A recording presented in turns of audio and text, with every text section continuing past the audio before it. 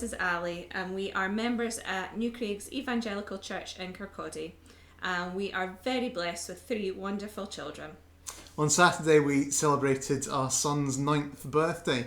As well as all the usual challenges of being a middle child, he also faces some additional challenges as a result of the damage caused to his spinal cord by the condition spina bifida.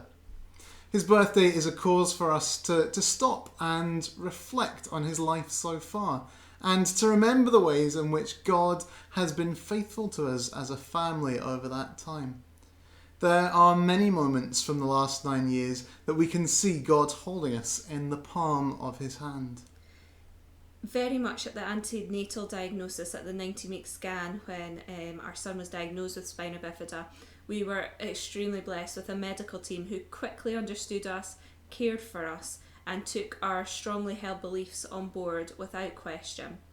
As part of that medical treatment, we were on a train going down south and met a Jehovah's Witness who, despite his own convictions, couldn't understand my conviction of faith that God could heal our son here on earth. God also gave us so much comfort as we watched our eldest son, who at that point was aged 18 months, running laps around our hallway, and us having that uncertainty and not knowing if his little brother would ever be able to walk at all.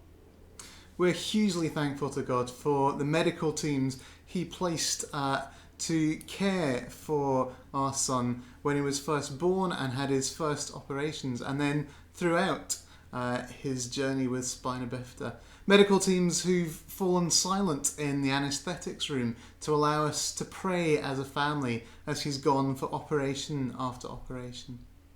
A child's first steps are always precious, but no more so than when you didn't know whether they were ever going to happen. And that was a hugely special moment for us as a family, but one that we were able to share with those who had been praying so faithfully for our son. Spina bifida's impact goes far beyond mobility though, and we were fearful that as our son grew older, classmates at school might pick on him as a result. However, we have seen God's repeated faithfulness as class after class have treated him like any other child.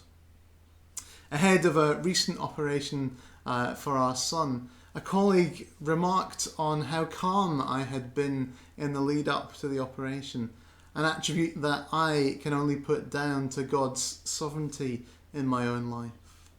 Perhaps one of the most poignant examples of God's faithfulness is a vision from God who was shared by a very dear friend of ours while I was still pregnant, a vision of our son running. We have seen that vision fulfilled time and time again, but perhaps no more so than this year, ahead of his 9th birthday, as our son reaches the halfway mark on the Couch to 5K running programme that he's embarked on during the current COVID-19 lockdown. We are so thankful for God's blessing and provision in our life, and we know that we are never by ourselves through the struggles, through the good times. God is there, and God will never leave us alone.